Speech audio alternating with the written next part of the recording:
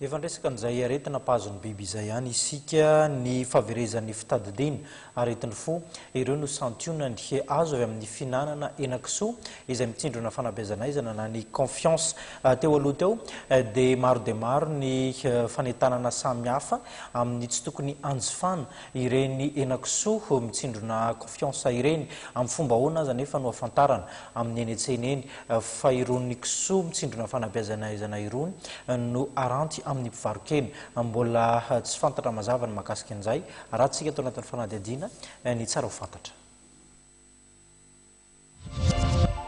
Mampidodoza tokoa ny fahasalamana ny fihinanana henan-kisoa izay mitsindrona itony fanafody ilaina fanabeazanaizana na ny confiance itony. Aretin'ny taolana, aretin'ny fo, fahaverezan'ny fitadidiana ary ihany koa firokorotana eo amin'ny lafin'ny fiterahana eo amin'ny vehivavy. Ireo no anisan'ny aretina ateraky ny fanondronana confiance ny kisoa vavy. Marika an'ity fampafantaran'ity ny tontolon'ny fampiasana hormone, MPA na pédroxy, progestérone, acétate na fantatry ny olona amin'ny confiance atsindrona any amin'ny kisoa.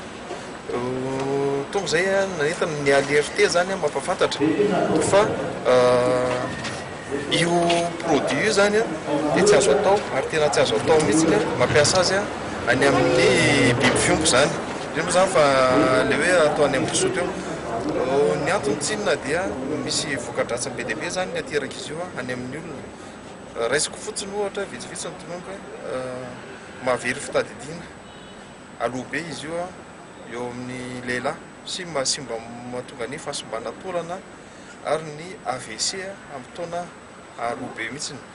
Ho any amin'ny vehivavy izy io amin'ny jeune femme zany dia mety hiteraka tsy fahazahoana zaza mihitsiny ny finanana hena misy vokatra MPA zany ao anatiny.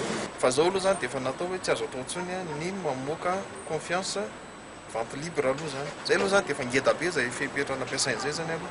Manarak'izay moa zany dia mbola hita koa izay fehipetra atao manokana. Raha ny fanazavana nomeny avy eo amin'ny service vétérinaire dia mbola tsy hita soratra amin'ny fitsarana ataon'ny vétérinaire ny fisian'ny fanafody io ao anatin'ny hena ary tsy mampiova velivelo ny lokon'ny hena koa. Any amin'ny nosy Siravavy La Réunion aloha hatreto no ahafahana mitily ny hena misy ity confiance ity raha ny fanazavana voaray hatrany.